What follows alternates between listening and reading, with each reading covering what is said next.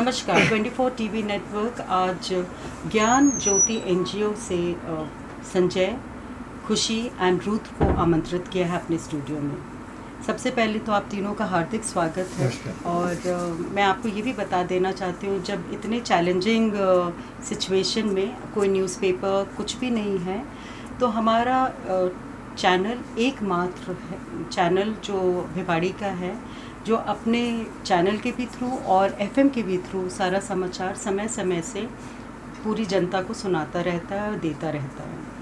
और हम इनको समय समय से अपडेट्स भी देते हैं। ज्ञान ज्योति एनजीओ के बारे में हम लोग ने पहले नहीं सुना। ये 1997 से काम कर रहे हैं और भिवाड़ी में पिछले 3 साल से हैं। संजय, आप बताएंगे कि ये एनजीओ आप कब कैसे शुरू किए और आगे फिर हम पूछते रहेंगे। मैम एक्चुअली ये एनजीओ 1997 में एक गांव है मुंडावर, वहाँ से स्टार्ट हुआ। बेसिकली हमने छोटे बच्चों के लिए प्राइमरी स्कूल स्टार्ट करवाया वहाँ पे। अच्छा। जो हमारे सीनियर्स थे। और इसके अंदर 2014 में एज एन सेक्रेटरी में आया। जब से मैंने इसको संभाला उसके बाद हमने ज्ञान ज्योति एनजीओ को नेशनल वाइड अभी इसका रजिस्ट्रेशन हो चुका है। ये सेक्शन 80G में अप्रूव्ड एक एनजीओ है। और डिफरेंट गवर्नमेंट की मिनिस्ट्रीज़ के अंदर हम लोग इंडस्ट्री के साथ मिलकर फ्री ऑफ कॉस्ट बच्चों को जॉब प्लस ट्रेनिंग प्रोवाइड करवाते हैं। और अभी कोविड-19 में मेरी टीम जो मेरे वॉलंटियर्स हैं उनकी मोटिवेशन के बाद हमने ये स्टार्ट किया। तो पिछले 3 साल से जब आप भिवाड़ी में थे तब आप क्या कर रहे थे इधर? मैम हम जनरली होंडा के साथ एक जीटीप इंडस्ट्रीज़ एंड हैंडन इंडस्ट्रीज़ और अदर टीपीएस डिफरेंट इंडस्ट्रीज़ के साथ फ्री ऑफ कॉस्ट बच्चों को ऑन जॉब ट्रेनिंग प्रोवाइड करवाते हैं सेंट्रल गवर्नमेंट के साथ मिलकर। तो हमारा पूरा एजुकेशन कंसेप्ट रहा है। फ्री ऑफ कॉस्ट बच्चों को डिफरेंट अदर यूनिवर्सिटीज़ में या स्कूल्स में एडमिशन करवाना हमारी एनजीओ की प्राथमिकता रही है। खुशी, कोविड-19 कोरोना वायरस जब से शुरू हुआ तब खास करके तब ये ज्ञान ज्योति एनजीओ ज़्यादा सबने इसके बारे में सुनने लगे। तो कैसे आप इससे जुड़ी, कैसे आपने कोरोना वायरस में अवेयरनेस प्रोग्राम्स किए या क्या करें एग्जैक्टली आप हमारे show? First of all thank you for us inviting and आपको स्पेशली और आपकी टीम को। कोरोना वायरस जब लॉकडाउन फर्स्ट डे था, सेकेंड डे ऐसा फील हुआ कि हम लोग खुद परेशान हो रहे हैं अपने काम को लेकर और अपनी चीज़ों को लेकर अनऑर्गेनाइज्ड फील कर रहे थे।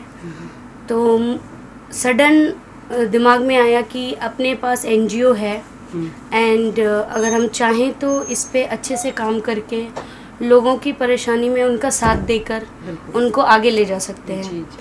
कोई कुछ तो राहत मिलेगी लोगों को जब हम उनको इस मुसीबत में उनका साथ देंगे। तो इस वजह से इस फील्ड में आए और थैंक्स फॉर हमारे एसपी सर अमनदीप सिंह कपूर, उन्होंने मुझे काफ़ी सपोर्ट किया इसकी गाइडलाइन में। धर्मपाल सर, नीलाभ सर, उन्होंने काफ़ी ज़्यादा अच्छे सिस्टम को पूरी अच्छे से मुझे डिस्क्राइब किया, अच्छी तरह से सब कुछ बताया कि इस तरह करो। और फिर हमारे जो भी है साथ में कुलीग्स वगैरह सबने मिलकर बहुत अच्छा किया और आज यहाँ तक पहुँच पाए हैं। इनके लिए सबका बहुत बहुत धन्यवाद और सारे लोगों का, इनफैक्ट पूरे प्रशासन का। रुद्र, आप हाइजीन, बेसिक इन्फॉर्मेशन हाइजीन के बारे में देंगे? बिकॉज आई थिंक हाइजीन जो है इसमें कोरोना वायरस में आई थिंक ये सबसे ज़्यादा इम्पोर्टेंट है। तो उसके बारे में क्या तरीका है, कौन कौन से मेथड्स हैं? मैम बेसिकली तो इस बारे में सभी बात कर रहे हैं कि मास्क लगाए, सैनिटाइजर लगाए। मेरा मानना तो ये है कि मैं इतना बड़ा, मतलब हमारी सोसाइटी, मेरे फादर भी ऐसी सिचुएशन नहीं आई है। फर्स्ट टाइम ये सिचुएशन है कि इंडिया बंद है, वर्ल्ड बंद है, यातायात बंद है हमारे, मतलब हम बाहर निकलने के लिए प्रशासन हमें जाने ही नहीं दे रहा है। कोई तो सिचुएशन होगी, मतलब बहुत बड़ी कुछ चीज़ें हैं जो यहाँ पे आई है, इंडिया में है, वर्ल्ड में है। तो बड़ा कॉन्सेप्ट है। मेरा मानना है जैसे हम घर से बाहर निकलते हैं, हर चीज़ का रोना है। आप जैसे ही बाहर निकलते हो उसके बाद अंदर आते हो तो आप अपने लिए नहीं, आप अपनी फैमिली के लिए। एक मिथ है यहाँ पे, हमारे यहाँ पे, कि ये मुझे नहीं होगा, मेरा सिस्टम अच्छा है या मेरे खाना पीना अच्छा है, ऐसा कुछ नहीं है। आपको नहीं होगा बट आपके बच्चे को या फिर आपके घर में कोई भी पेशेंट होता है जो शुगर है या फिर कोई अनहेल्दी है, उसको हो सकता है। तो आप ये अपने लिए तो नहीं बट दूसरों के लिए सोच के जैसे ही आप आउटसाइड निकलेंगे आपको अवेयर रहना पड़ेगा। मतलब आप बाहर निकले कोरोना को घर लेके आ सकते हैं, तो बहुत ध्यान रखना पड़ेगा और इसके साथ लड़ना पड़ेगा हमें। जी, तो हाइजीन कैसे आप मेंटेन करते हैं? मेरा मानना तो है कि मैं तो मेरी गाड़ी में भी चलता हूँ तो मेरी पूरी गाड़ी सैनिटाइज करता हूँ। मैं एक कदम भी निकला बाहर तो उसके बाद मैं सैनिटाइज करता हूँ। मैं हर किसी को यही बोलूंगा कि जितना हो सकता है हैंड वॉश करो, अपने घर में रहो, क्योंकि मोदी जी ने या फिर हमारी गवर्नमेंट ने ये आदेश दिया है, बहुत सोच समझ के दिया होगा। क्योंकि मैं खुद मीडिया फील्ड से हूँ मैम, और मैं इतने स्टाफ को देखता हूँ इवेंट इंडस्ट्री में। फर्स्ट डे जब दी का फ़ोन आया तो उन्होंने बोला कि कुछ मुझे अच्छा नहीं लग रहा, जो ये लॉकडाउन हुआ है इसमें बहुत बंदे ऐसे हम जानते हैं जो मतलब खाना भी नहीं अरेंज कर पाएंगे, या फिर ऐसी मतलब झुग्गी झोपड़ियाँ हैं, या फिर कुछ बंदे हैं जो एक साथ रहते हैं, उनको आदत ही नहीं है कि हम एक दूसरे से ना मिलें और साथ में बैठ के ना खाना खाएं। तो कुछ माइंड में ऐसा चला कि यार कुछ तो है जो यहाँ पे गलत हो सकता है। तो उस दिन नींद नहीं आया, मतलब रात को हम सो नहीं पाए। देन हमने एक मिशन स्टार्ट किया, एक एक करके जुड़े और बिना ही किसी हेल्प के हम जुड़े, हमने कंटिन्यू काम किया और अभी थोड़ा अच्छा रिजल्ट है उसका। तो संजय जी, कितने लोग हैं आपकी टीम में? मैम एक्चुअली हमारी टीम में लगभग 10 से 12 वॉलंटियर्स हैं। और ये पूरा जो हम क्योंकि पीछे से हमें कुछ कंपनी का CSR फंड मिला है जी। जो हमने एजुकेशन में काम करते हुए, बट बेसिकली जब कोविड-19 का ये प्रोग्राम स्टार्ट हुआ, कोविड-19 में हमने सिर्फ अपने वॉलंटियर टीम से इसको शुरुआत किया। पहले हम लोगों ने लगभग 35 से 40 परिवारों को जो कच्चा सामान होता है खाने का, उनको दूध, लस्सी, यहाँ तक सैनिटाइज़र वगैरह सब चीज़ें प्रोवाइड करनी स्टार्ट की। धीरे धीरे फिर जब हमारे समाज के कुछ लोगों ने देखा, उन्होंने हमारी NGO को मोटिवेट किया, उन्होंने हमें हेल्प की, जिस हेल्प के माध्यम से फिर हम हाइजीन के अदर प्रोडक्ट्स जैसे कि ग्लव, मास्क या PPP किट, इस तरह की कुछ चीज़ें अवेलेबल करवा पाने में प्रशासन को सक्षम हुए। पैड वगैरह भी हम प्रोवाइड करवा रहे हमारा, हैं, बिकॉज गर्ल्स भी तो इम्पोर्टेंट हैं। वो कब जाएंगी, अभी ये तो लंबा चलेगा, तो वो घर से निकल नहीं पा रही थी, तो उनके लिए भी सैनिटरी पैड वगैरह, बच्चों के लिए दूध, ताकि कहीं ना कहीं वो सेफ रहें और हेल्दी रहें, ताकि उनको ज़्यादा किसी चीज़ झेलना ना पड़े, बीमार ना हो, खुद का इम्यून सिस्टम डाउन ना हो बहुत ज़्यादा, वो हेल्दी रहें, हाइजीन रहें, क्योंकि उस टाइम का एक पीरियड ऐसा होता है जब वो परेशान रहते हैं। तो खुशी, आपने कैसे चूज़ किया कि मुझे इस एरिया से शुरू करना है? I mean, who did you choose? Basically ma'am, I am a social worker. मैं स्टार्टिंग से सोशल वर्क करना बहुत पसंद करती हूँ। आप भिवाड़ी में कितने साल? भिवाड़ी में मैं 2.5-3 साल से हूँ जी। और मुझे बहुत पसंद है लोगों का हेल्प करना, और मेरे हस्बैंड मुझे बहुत सपोर्ट करते हैं। He is really very supportive, and जो भी हैं आसपास के लोग वो हमेशा मुझे कहते हैं, इनकरेज करते हैं कि हाँ तू कर, रोक मत। भैया ने भी हमेशा यही कहा कि हाँ बस तू इसे लेके चल, मैं साथ में हूँ। तो this is very important for me. तो मुझे लगा कि हाँ चलो, अगर इस यहाँ पे आने के बाद भी अगर कुछ हो सकता है बिकॉज ऑफ हिम, क्योंकि इनका तो ऑलरेडी था कि इनका NGO है, तो उनके साथ मिलके कुछ कर सकते हैं तो करते। तो आप पहले क्या सोशल वर्क किए? जी, मैंने वर्ल्ड बैंक का काम किया हुआ है। REWS के साथ मेरी टाई अप थी, रोड अवेयरनेस और सेफ्टी, और डॉक्टर्स के साथ बहुत दिन तक कि लोगों को किस तरह CPR वगैरह सिखाना है, वो सारी चीज़ें चलती रहती थी। रुद्र, आप बेसिकली तो बॉम्बे से हैं? नहीं मैम, एक्चुअली तो मैं यहीं से हूँ, मतलब भिवाड़ी से या राजस्थान, अपने शाजापुर के साइड से, बट हाँ पिछले 6 सालों से मैं मुंबई में। तो फिर भिवाड़ी आप खाली इस पर्पस से? नहीं मैम, एक्चुअली मैं हर मार्च में यहाँ पे आता हूँ। देन ये बीच में लॉकडाउन हुआ तो मैं यहीं पे रुक गया। मैं तो ऑप्शन ही नहीं था जाने का, तो पूरा वर्ल्ड बंद है तो हम कहाँ जाएंगे, तो वो था। बट अभी इस मिशन में लगने के बाद प्रशासन का काम, एक्टिविटीज़ देख के, मतलब हमारे पुलिस की या फिर प्रशासन की जो कोऑर्डिनेशन है उसको देख के जो काम करने की एनर्जी डबल हुई, और कंटिन्यू मैंने इसमें अपने आप को टाइम दिया कि यही करना है।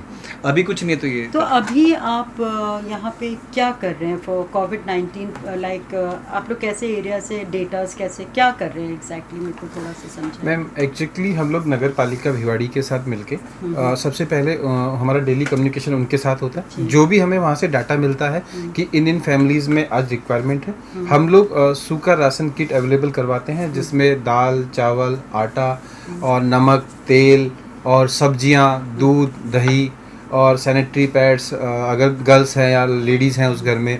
इसके अलावा उनको अगर साबुन, इस तरह की चीज़ें हम लेके उनके पास डेली जाते हैं। 25 से 30 या 40 तक फैमिलियाँ हम कवर कर रहे हैं पर डे।